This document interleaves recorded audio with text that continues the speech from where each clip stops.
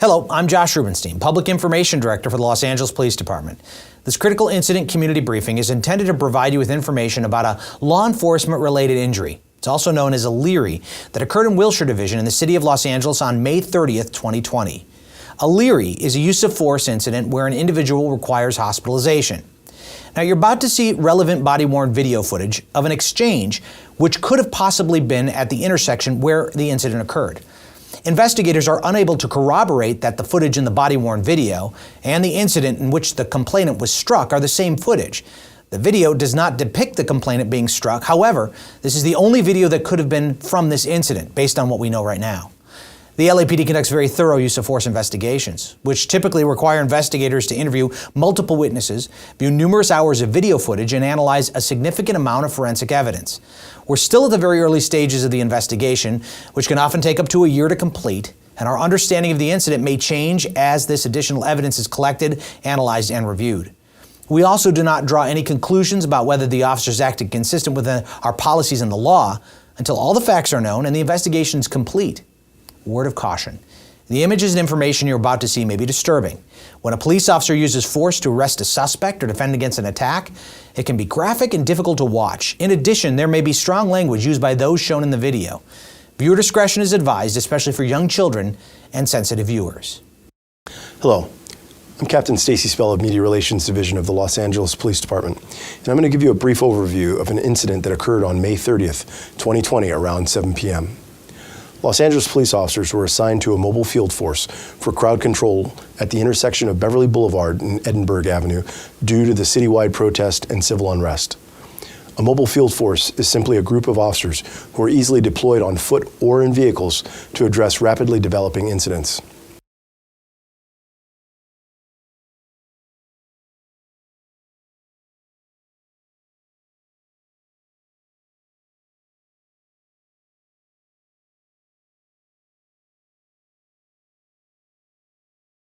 While at the intersection of Beverly Boulevard and Edinburgh Avenue, officers used 40mm less lethal launchers and other less lethal munitions to target individuals who were throwing objects at officers, such as rocks, metal rods, glass bottles, frozen water bottles, and explosive devices.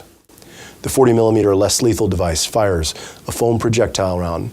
The round strikes the person's body and is intended to cause pain, and while there may be bruising, it is designed to be non-penetrating by distributing energy over a broad surface area. A female protester, later identified as Abigail Rodas, stated she and other demonstrators were standing at the intersection when someone threw a bottle toward the front line of the demonstration. Rodas alleged that as she yelled at demonstrators not to throw bottles at the police, she was shot on the face with a rubber bullet and momentarily lost consciousness. According to Rodas, she was then transported by private vehicle to a local hospital and was admitted for a facial injury that required surgery. Body-worn video cameras are used by most officers assigned to field duties. They are worn at chest level and capture a general perspective within line of sight from that angle. The angle of the camera prohibits viewers from seeing everything the officers saw and experienced. Upon activation, both audio and video will turn on. However, body-worn video cameras have a buffer of video without audio from the previous 2 minutes prior to activation. This feature is designed to capture incidents that occur suddenly, where an officer doesn't immediately activate the camera.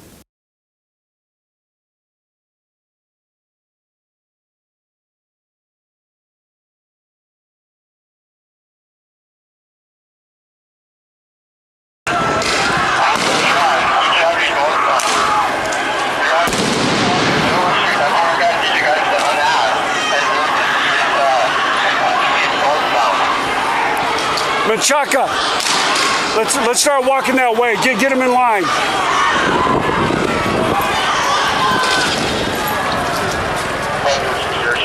have a squad of 1 and 13. We're standing by at 3rd and Hayward. Needing an assignment. Where do you need us? Hey, units still moving northbound the road towards Beverly. We're taking a lot of bottles of rock here. Great, definitely Beverly and Stanley. Harrison, this is ball 120. We're coming from Fairfax. We got 1 and 12. Where do you need us? Come up northbound the road. You'll see the mobile field force moving northbound now. South George 60 Harrison. Go ahead.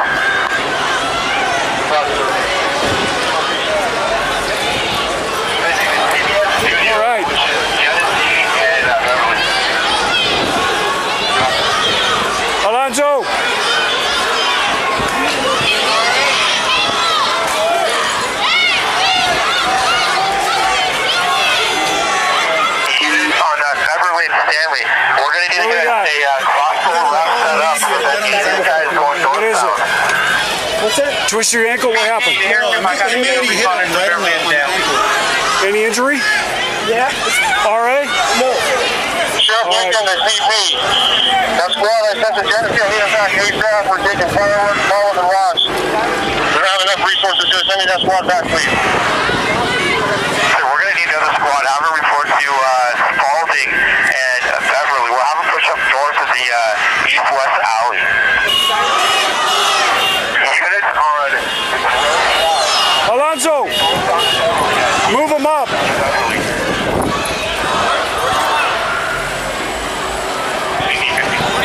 I just want him standing by over there. On this side? Yeah, on the left there. And I don't know who's in charge over there, but just let's have them ready to go. Come on, guys, let's move up. Let me be another unit to respond. Either at Stanley and Beverly to help push this large crowd eastbound. They're throwing rocks and bottles, and this is where the dumpster fires are at as well.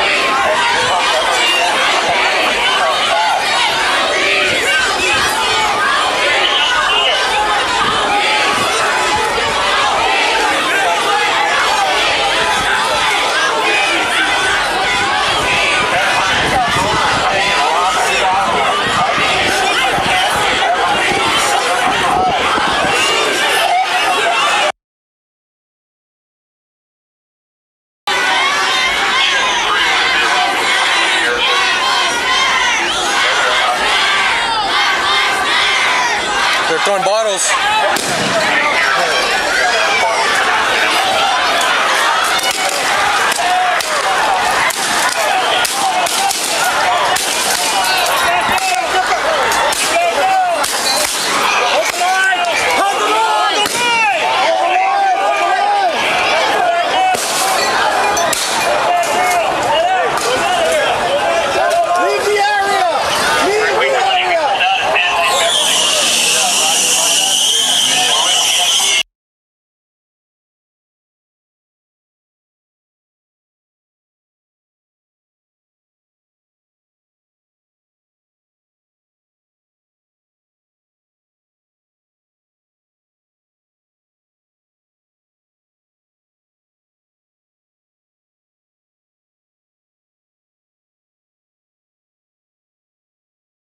Although investigators have not been able to identify any specific video footage of Rhoda's alleged incident, they are still reviewing several hours of body-worn video or private video footage in an attempt to corroborate the incident.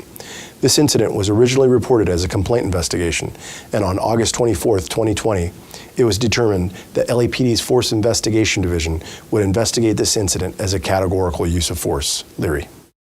In the next several months, the LAPD will continue to investigate and analyze this incident.